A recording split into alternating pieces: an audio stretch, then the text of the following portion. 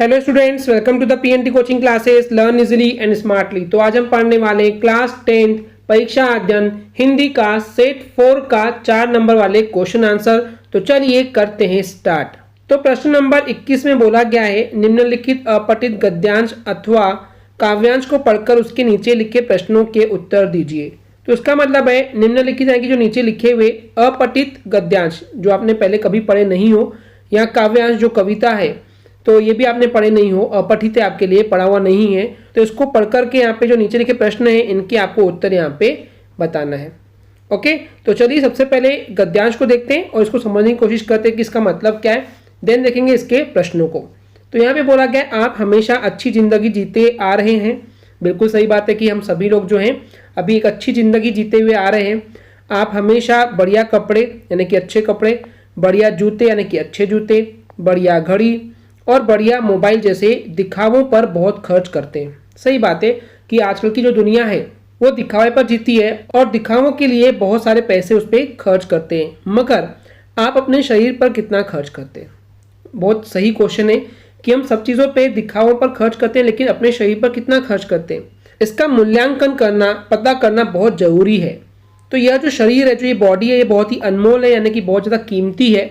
अगर शरीर स्वस्थ नहीं होगा, अगर हमारी बॉडी जो है वो हेल्दी नहीं होगी, स्वस्थ नहीं होगी, अच्छी नहीं होगी, तो आप ये सारे सामान किस पर टांगेंगे? यानी कि जो सब चीज़ें आप बढ़िया बढ़िया खरीद रहे हैं, जब ये शरीर ही अच्छा नहीं होगा तो ये सब चीज़ें कहाँ आप उपयोग करेंगे? अतः यानी कि इसलिए स्वयं का स्वस्थ रहना, यानी कि खुद का स्वस्थ रहना, हेल्दी रहना सबसे ज़्यादा जरूरी है। एवं यानी कि और स्वस्थ रहने में हमारे खान पान का सबसे बड़ा योगदान है। तो अगर हमको स्वस्थ रहना है, हेल्दी रहना है, तो कहीं ना कहीं हमारा जो खान पान है, यानी कि खाना जो हम खा रहे हैं और जो हम सब चीज़ें जो डेली लाइफ में यूज़ कर रहे हैं, इन सभी का बड़ा योगदान है, बहुत ही बड़ा कंट्रीब्यूशन है। तो ये था गद्यांश। अब चलिए इनके क्वेश्चंस को देखते हैं। तो इसमें सबसे पहला प्रश्न है, उपयुक्त गद्यांश का उचित शीर्षक लिखिए। यानी कि जो आपने अभी गद्यांश पढ़े, इसको अगर आप शीर्षक देना चाहेंगे, यानी कि टाइटल यानी कि हेडिंग देना होगा, तो आप क्या देंगे? तो देखिए, जब भी मैंने आपको सिखाया कि शीर्षक देना है तो सबसे ज़्यादा कौन सा वर्ड है, शब्द है जो रिपीट हुआ है, उसको हम देखते हैं। तो यहाँ पे जो मुझे दिख रहा है वो शरीर, देखिए यहाँ पे भी है, यहाँ पे भी है, और स्वस्थ वर्ड भी है। ये शरीर है, ये स्वस्थ है, ठीक है, ये स्वस्थ है। तो स्वस्थ और शरीर ये सबसे ज़्यादा बार रिपीट हुआ है। तो मेरे हिसाब से सबसे अच्छा अगर कोई शीर्षक हो सकता है तो वो होगा स्वस्थ शरीर। ठीक है, एक तो ये हो गया। बाकी जरूरी है कि यही होगा? नहीं, देखिए टाइटल जो है वो बहुत सारे हो सकते हैं। यहाँ पे लिखा है पहला सुख निरोगी काया। जो पहला सुख है, बहुत अच्छी चीज़ है, वो ये है निरोगी। निरोगी यानी कि बिना बीमारी के, बिना रोग के जो हमारी काया है, शरीर है, वो होना चाहिए, ये भी चलेगा। देन स्वस्थ शरीर का महत्व लिख सकते हैं, या फिर आप ये भी लिख सकते हैं, देखिए शरीर अनमोल है, ये लिखेंगे तो भी चलेगा। इसके अलावा स्वस्थ रहना सबसे जरूरी। तो इस तरीके से कुल मिलाकर के स्वस्थ तो या फिर शरीर, ये तो उस शीर्षक में आना ही चाहिए। तो पहला आंसर क्लियर हो गया। मेरे हिसाब से बेस्ट शीर्षक होगा स्वस्थ शरीर। सेकेंड है अनमोल क्या है। तो देखिए यहीं पे आंसर छुपा हुआ है, सबसे ज़्यादा अनमोल क्या है? शरीर। तो शरीर किसका होता है? मानव का। तो मानव शरीर सबसे ज़्यादा अनमोल है, यानी कि कीमती है। अनमोल मतलब क्या? कीमती। सबसे ज़्यादा कीमती क्या है? मानव शरीर सबसे ज़्यादा अनमोल है, कीमती है। सेकेंड आंसर क्लियर हो गया। थर्ड क्वेश्चन में बोल रहा है शुद्ध व असली शब्दों के विलोम शब्द लिखना है। तो देखिए शुद्ध शब्द का जो विलोम होता है वो अशुद्ध होता है। ठीक है, शुद्ध का उल्टा अशुद्ध, और असली का उल्टा नकली। ठीक है, असली का उल्टा क्या होता है? नकली, और शुद्ध का उल्टा क्या होता है? अशुद्ध। ओके स्टूडेंट्स, क्लियर है? चलिए देखते हैं नेक्स्ट क्वेश्चन। इसके अथवा में बोला गया है, तुम हो धरती के पुत्र न हिम्मत हारो, श्रम की पूंजी से अपना काज सवारो, श्रम की सीपी में ही वैभव ढुलता है, तब स्वाभिमान का दीप स्वयं जलता है, मिट जाता है दैन्य स्वयं ही क्षण में, छा जाती है नवदीप्ति धरा के कण में, जागो जागो श्रम से नाता तुम जोड़ो, पथ चुनो कर्म का आलस भाव तुम छोड़ो। तो ये वो अनसीन काव्यांश है, अपठित काव्यांश है, ठीक है, जिसका आपको इसके ऊपर कुछ क्वेश्चन दिए हैं और उनके आंसर आपको बताना है। बट सबसे पहले कोशिश करते हैं इस काव्यांश का, यानी कि इस पोएम का अर्थ समझने की कोशिश करते हैं। यहाँ बोला गया है कि तुम जो हो धरती माता के पुत्र हो, बेटे हो, इसलिए हिम्मत कभी भी मत हारना, हिम्मत नहीं हारना चाहिए। क्यों? क्योंकि श्रम यानी कि मेहनत करना, परिश्रम करना, हिम्मत नहीं हारना, लगातार काम करना। तो श्रम यानी कि मेहनत, जो मेहनत है वही तुम्हारी पूंजी है, ठीक है, वही तुम्हारा असली धन है। उसी से तुम अपना कार्य यानी कि सारे काम जो है वो संवार सकते हो, कर सकते हो। तुम्हारे पास मेहनत है, श्रम है, परिश्रम है, तो तुम दुनिया का कोई भी काम कर सकते हो। सीपी यानी क्या होता है? सीपी यानी कि बिल्कुल शांत तरीके से तुम श्रम यानी कि मेहनत करते जाओ और उसी से तुम्हारा जो वैभव है, वैभव यानी कि क्या होता है, जो धन है वो धीरे धीरे ढुलता जाएगा, यानी कि जमा होते जाएगा और तुम बड़े आदमी बन जाओगे। तो अगर तुम लगातार परिश्रम और मेहनत करते जाओगे तो तुम्हारा जो स्वाभिमान है, जो इज्जत है, वो उसका जो दीप है, यानी कि जैसे दीप रोशनी फैलाता है, ऐसे तुम्हारा स्वाभिमान, जो मान सम्मान है, वो खुद ही सब जगह पे फैलते चला जाएगा और तुम्हारा मान सम्मान बढ़ता चला जाएगा। और इसी तरीके से अगर तुम लगातार मेहनत करते जाओगे तो जो दयनीय स्थिति होती है, जो गरीबी होती है, वो धीरे धीरे मिट जाती है। स्वयं ही यानी कि खुद ही वो कुछ ही क्षणों में, कुछ ही पल में, कुछ ही समय में वो जो गरीबी है वो मिट जाएगी। और इस तरीके से जो तुम्हारी नई नव यानी कि नई और दीप्ति है, दीप्ति यानी प्रकाश या तुम्हारा जो चमक है, वो इस पृथ्वी के कण कण में यानी कि हर जगह छा जाएगी। यानी कि तुम्हारी जो ये नई चमक है वो सभी जगह देखने को मिलेगी।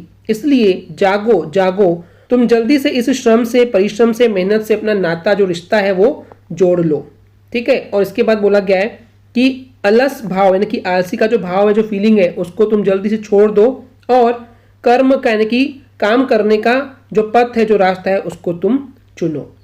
तो ये था इसका अर्थ। अब चलिए समझते हैं इसके क्वेश्चंस को। इसमें पहला क्वेश्चन है, प्रस्तुत काव्यांश का भाव समझाना है। भाव यानी कि इस पद्यांश का जो मेन फीलिंग है, जो भावना है इसके पीछे, वो आपको यहाँ पे समझाना है। तो इस काव्यांश का भाव क्या है, चलिए इसको देखते हैं। जो मनुष्य है, जो इंसान है, उसको निराश नहीं होकर के, यानी कि अपसेट नहीं होकर के, उदास नहीं होकर के, साहस के साथ यानी कि हिम्मत के साथ, मेहनत से, लगातार मेहनत करने से अपने कार्य को संभालना चाहिए, ठीक है। क्योंकि परिश्रम करेंगे तो हर चीज़ जो है वो आपके सामने आ जाएगी, ठीक है। तो परिश्रम से यानी कि मेहनत से संपन्नता यानी कि धन और स्वाभिमान यानी कि मान सम्मान, इज्जत, वो प्राप्त होता है। और सारी जो हीनताएं हैं, जो कमियां हैं, वो मिट जाती है और नई कांति, कांति यानी क्या होता है, चमक, प्रकाश जो हमारे अंदर है वो आ जाता है। अतः इसलिए आलस से त्याग कर, यानी कि आलस को छोड़ करके, त्याग कर यानी कि छोड़ करके, कर्म का मार्ग यानी कि कार्य करने का मार्ग, जो रास्ता है, वो हमको यहाँ पे अपनाना चाहिए। ओके स्टूडेंट्स, क्लियर है। सेकंड क्वेश्चन में बोल रहा है, हमें अपने कार्य किस पूंजी से संवारना चाहिए। तो देखिए संवारने क्या बोल रहा है, श्रम की पूंजी, ये लाइन में आंसर है। श्रम की पूंजी से अपना कार्य संवारो। कार्य ने क्या बताया, कार्य। तो श्रम से, ठीक है, हम अपने कार्य श्रम की पूंजी से जो है वो कार्य संवार सकते हैं। यानी कि देखिए यहाँ से ही आंसर बनेगा क्वेश्चन से, हमें अपने कार्य श्रम की पूंजी से संवारने हैं। क्लियर है। अब थर्ड क्वेश्चन को देखते हैं। यहाँ बोल रहा है, स्वाभिमान का दीप कब जलता है। यहाँ ऐसा भी क्वेश्चन आ सकता है कि स्वाभिमान की भावना कब जागती है। तो देखिए स्वाभिमान का दीप जलता है। अब यहाँ पे तो नहीं है, तो इसके पहले वाली लाइन में देखते हैं। तो क्या दिया हुआ है यहाँ पे, श्रम। कुल मिलाकर के श्रम ही मेन चीज है, ठीक है। तो आंसर हो जाएगा, स्वाभिमान का दीप श्रम से जलता है, ठीक है। या श्रम के द्वारा, मेहनत के द्वारा संपन्नता यानी कि पैसे आते हैं और उसी के साथ स्वाभिमान यानी कि मान सम्मान का जो दिया है वो भी जल जाता है। क्लियर है। लास्ट क्वेश्चन है इसका, काव्यांश का उचित शीर्षक यानी कि सही टाइटल आप क्या देना चाहेंगे। तो मैंने आपको हमेशा सिखाया है, सबसे ज़्यादा बार जो वर्ड रिपीट हुआ है जैसे कि श्रम, श्रम, और इसके अलावा कहाँ पर है, ये देखिए श्रम, देन इस तरीके से सबसे ज़्यादा रिपीट हुआ है श्रम। तो मेरे हिसाब से जो होना चाहिए हो जाएगा श्रम का महत्व। क्या होगा, श्रम का महत्व, महत्व, ठीक है। तो यहाँ पे क्या दिया हुआ है, श्रम की महत्ता, ठीक है, चलेगा, श्रम की महत्ता भी चलेगा, श्रम का महत्व। तो श्रम वर्ड आना बहुत जरूरी है। ओके स्टूडेंट्स, क्लियर है। चलिए देखते हैं नेक्स्ट क्वेश्चन। प्रश्न 22 में बोला गया है, अपने विद्यालय के प्राचार्य को शुल्क मुक्ति के लिए आवेदन पत्र लिखिए। तो इसका मतलब है, देखिए जो आपका विद्यालय है, जो स्कूल है, उसके जो प्राचार्य हैं यानी कि जो प्रिंसिपल सर हैं, उनको आपको शुल्क मुक्ति यानी कि देखिए शुल्क यानी होता है फीस और मुक्ति यानी कि डिस्काउंट या कंसेशन या छूट। तो शुल्क जो फीस है उसमें आपको छूट चाहिए, उसके लिए आपको आवेदन पत्र यानी कि एप्लीकेशन लेटर लिखना है आपके स्कूल के प्रिंसिपल को। तो चलिए देखते हैं इसके आंसर को। तो स्टार्टिंग में देखिए यहाँ पे ये उत्तर नहीं आएगा। तो देखिए यहाँ पे स्टार्टिंग में एक लाइन मिसिंग है जो हम हमेशा लिखते आए हैं, वो क्या होती है, सेवा में, ये लिखते हैं सेवा में। तो उसके बाद स्टार्ट करेंगे, श्रीमान प्राचार्य महोदय। श्रीमान यानी कि हम रिस्पेक्ट के साथ उनको बोल रहे हैं कि प्राचार्य प्रिंसिपल सर जी, महोदय यानी कि सर जी। फिर जो स्कूल का नाम है वो स्कूल का नाम लिखेंगे शासकीय उच्चतर माध्यमिक विद्यालय, और ये स्कूल कहाँ पे, उस शहर का नाम, उस सिटी का नाम लिखेंगे तो हो जाएगा बिलासपुर। उसके बाद विषय यानी कि किस सब्जेक्ट के लिए हम ये एप्लीकेशन लिख रहे हैं, तो शाला शुल्क एवं परीक्षा शुल्क से मुक्ति के संबंध में, यानी कि शाला यानी कि स्कूल की जो शुल्क जो फीस है और जो परीक्षा यानी कि एग्जाम की जो फीस है उससे हमको मुक्ति यानी कि छूट चाहिए, उसके संबंध में उसके लिए हम यहाँ पे एप्लीकेशन लेटर आपको लिख रहे हैं। उसके बाद मान्यवर यानी कि रिस्पेक्टेड सर, सविनय निवेदन है कि, तो सविनय यानी कि झुक करके मैं आपसे निवेदन करता हूँ कि मैं आपके विद्यालय यानी कि आपके स्कूल में कक्षा 10वीं का छात्र हूँ यानी कि स्टूडेंट हूँ। मेरे जो पिताजी हैं वो एक स्थान पर एक प्लेस पर प्राइवेट नौकरी करते हैं, है ना, यानी कि वो नौकरी करते कुल मिला करके, और उनकी जो मासिक आय यानी कि जो महीने की जो सैलरी है, इनकम है, वो अत्यंत सीमित यानी कि बहुत ही अत्यंत यानी कि बहुत ही सीमित यानी कि कम है, लिमिटेड है। इतने कम वेतन से, इतने कम सैलरी से परिवार की जो रोजी रोटी है, जो रोज खाना हम खाते हैं, उसी की समस्या बड़ी कठिनाई से, बहुत ही मुश्किल से हल हो पाती है। तो इसलिए मेरे पिताजी के पास पैसे की कमी होने के कारण, क्योंकि उनके पास पैसे कम है, इस कारण से मैं अपनी शाला की जो शुल्क है, जो फीस है, उसको देने में असमर्थ हूँ, अभी लायक नहीं हूँ। अतः यानी कि इसलिए आपसे हाथ जोड़कर प्रार्थना है, मैं आपसे रिक्वेस्ट करता हूँ कि आप मेरी इन परिस्थितियों को, इन कंडीशनों को दृष्टिपथ में रखते हुए, दृष्टिपथ यानी कि नज़र में रखते हुए, जो शाला की शुल्क है, जो फीस है स्कूल की, और जो परीक्षा शुल्क है, जो एग्ज़ाम की फीस है, उससे मुझे मुक्त करने की कृपा करें, यानी कि उसमें मुझे छूट देने की कृपा करेंगे। ठीक है, तो इस विषय में, इस टॉपिक पे जो भी शाला के यानी कि स्कूल के नियम हैं वह मुझे स्वीकार है। आप जो भी मुझे नियम कानून बताएंगे मैं वो सब चीज़ें एक्सेप्ट करने के लिए तैयार हूँ। तो इस कृपा के लिए, तो इस एहसान के लिए मैं आपका आजीवन, आजीवन यानी कि जीवन भर आभारी रहूँगा, एहसानमंद मानूंगा। फिर जिस भी दिनांक को आप यहाँ पे ये एप्लीकेशन लिख रहे हैं वो डेट लिखेंगे। फिर प्रार्थी, प्रार्थी यानी कि प्रार्थना करने वाला। फिर जो भी आपका नाम है आप यहाँ पे नाम लिखेंगे, जैसे कि आदित्य, और क्लास कौन सा है, तो क्लास 10th B सेक्शन के आप स्टूडेंट हो। तो इस तरीके से एप्लीकेशन लिखना चाहिए प्रिंसिपल सर को अगर आपको शुल्क की, फीस की छूट चाहिए तो। ओके स्टूडेंट्स, क्लियर है। चलिए देखते हैं नेक्स्ट क्वेश्चन। इसके अथवा में बोला गया है, वार्षिक परीक्षा की तैयारी की जानकारी देते हुए अपने पिताजी को पत्र लिखिए। यानी कि देखिए, जो वार्षिक परीक्षा है, जो एनुअल एग्जाम है, ठीक है, उसकी तैयारी की जानकारी, यानी कि जो भी आप तैयारी कर रहे हो उसकी जानकारी आपको देना है अपने पिताजी को। तो उसके लिए आपको उनको एक पत्र लिखना है। तो चलिए समझते हैं इसको आंसर से। तो सबसे पहले जो भी आपका एड्रेस है वो यहाँ पे आप सिंपली इस तरीके से लिखेंगे। ठीक है, जो भी शहर है, पहले एड्रेस, देन उस शहर का नाम, फिर जिस दिनांक को आप लेटर लिख रहे हैं वो आपको दिनांक यहाँ पे लिखना पड़ेगा। उसके बाद स्टार्ट करेंगे आदरणीय पिताजी, क्योंकि पिताजी हमेशा आदरणीय होते हैं, उनका मान सम्मान करना हमारा कर्तव्य है। तो आदरणीय पिताजी, फिर कॉमा, सादर चरण स्पर्श, सादर यानी कि स आदर, आदर के साथ, इज्जत के साथ मैं आपके चरण को स्पर्श कर रहा हूँ, यानी कि पैर पड़ रहा हूँ। उसके बाद मैं यहाँ पर सकुशल हूँ, मैं यहाँ पे कुशल यानी कि बहुत ठीक, और स यानी कि साथ, यानी कि कुशलता के साथ मैं यहाँ पे हूँ। और आशा है यानी कि उम्मीद है आप भी पूरी तरह से कुशल होंगे, यानी कि पूरी तरह से ठीक होंगे। आगे बोल रहे हैं, मेरी परीक्षाएं जो एग्जाम से वो निकट आ रही है, यानी कि पास में आ रही है। मैं समय से अध्ययन में जुट गया था, यानी कि जब सही समय था उसी समय से मैं इस अध्ययन में यानी कि पढ़ाई में जुट गया हूँ, लग गया हूँ, जुट गया यानी कि लग गया हूँ। अतः इसलिए सभी विषयों की, सभी सब्जेक्ट की तैयारी अच्छी तरह से हो गई है। आगे बोला गया है, थोड़ी सी कठिनाई जो परेशानी है वो मुझे विज्ञान सब्जेक्ट में, साइंस सब्जेक्ट में उसकी तैयारी में हुई थी, लेकिन, किंतु यानी कि लेकिन, मैंने पुस्तकालय से यानी कि लाइब्रेरी से पुस्तकें लेकर, बुक्स को लेकर के अपना कार्य पूरा कर लिया। अब मुझे विशेष यानी कि खास चिंता नहीं है साइंस सब्जेक्ट की।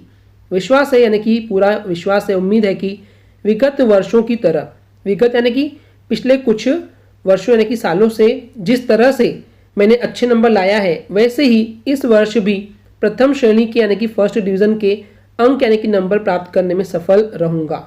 ठीक है, इतना क्लियर है।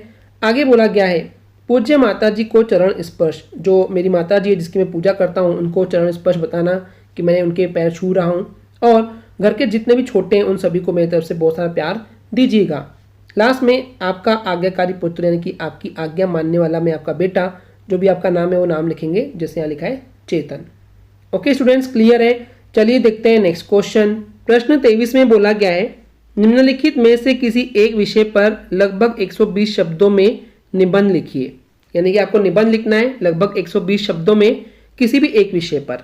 तो देखिए यहाँ पे 5 विषय दिए हुए निबंध के लिए। पहला है विद्यार्थी और अनुशासन, दूसरा है विज्ञान एवं प्रौद्योगिकी, तीसरा है वन संरक्षण, चौथा है जीवन में खेलों का महत्व और पांचवा है बिन पानी सब सून। अब देखिए क्योंकि आप क्लास 10th में हैं तो 10th में किसी एक निबंध कर को आप पढ़ करके तैयार नहीं कर सकते हैं क्योंकि कोई भी आ सकता है। तो मेरे हिसाब से जो IMP हैं निबंध जिनको आपको बिल्कुल एक बार देखना ही चाहिए, चलिए मैं आपको वो लिस्ट दिखाता हूँ। तो देखिए नंबर 1 पे जो सबसे इंपॉर्टेंट निबंध है वो है विज्ञान के चमत्कार। ठीक है, थोड़ा सा आप ये राइटिंग इग्नोर कीजिएगा। सेकेंड है पर्यावरण प्रदूषण, मैंने पिछले ही सेट 1 में आपको बताया था। सेकेंड नंबर पे पर्यावरण प्रदूषण बिल्कुल आपको तैयार करना चाहिए।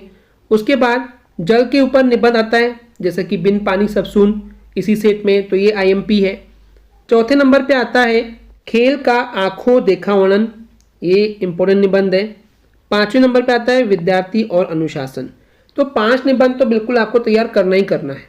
ठीक है स्टूडेंट्स, अगर मैं और 2 एक्स्ट्रा ऐड करूं तो उसमें आएगा वृक्षारोपण और नेक्स्ट हो जाएगा जीवन में खेलों का महत्व।